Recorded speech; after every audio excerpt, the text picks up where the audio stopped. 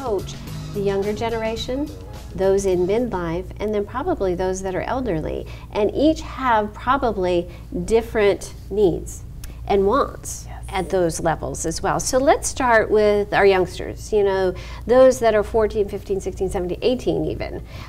What do you tell them? What are some of the tips that you tell them to prepare them for the road ahead? Well, I think just starting the conversation about money, right? It's not just about earning money, it's about what you're going to do with the money. One of my favorite quotes, I think, comes from Albert Einstein, and it says, compound interest is the 8th wonder of the world. It is. If you understand it, you're earning it. If you don't understand it, you're paying it.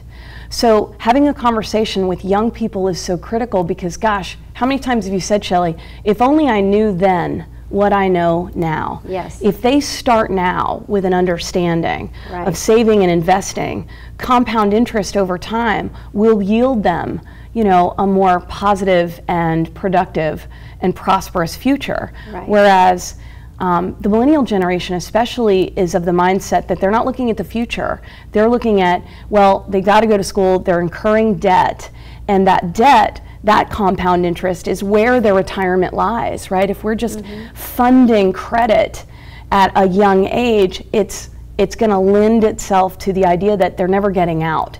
So starting those conversations young with, where do you begin? Well, you got to begin by understanding you have to have a dollar here and a dollar there, and like whatever you're working for, some of that has to pay you back first. Right, yes. And has to be put forward or put towards something that you're going to do in the future. Right.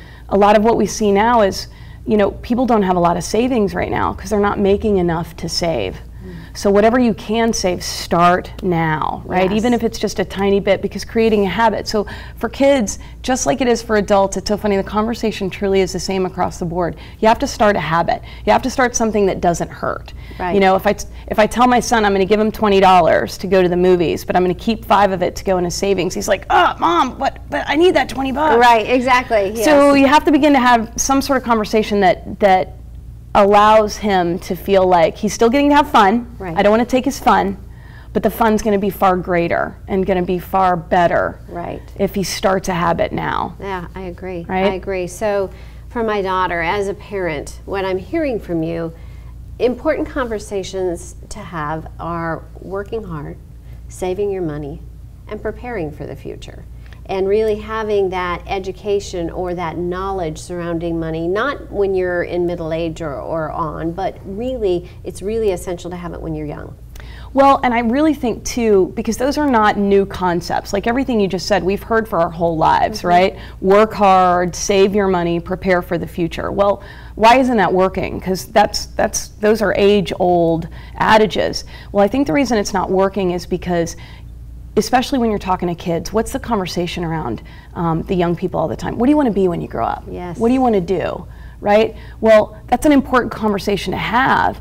What do you want to be? What do you want to do? Well, how do we get there? And once we're there, what does that look like? So it's not just about having them prepare career-wise for the future, but have them actually paint the whole picture. Where do they want to live? What kind of car do they want to drive? Kids are great dreamers. Adults suck at it. Like, we're so afraid and we're so cynical. So actually having those dream conversations with kids is a great way to begin, because their imagination is still rich and it's unfettered and it's unrestricted.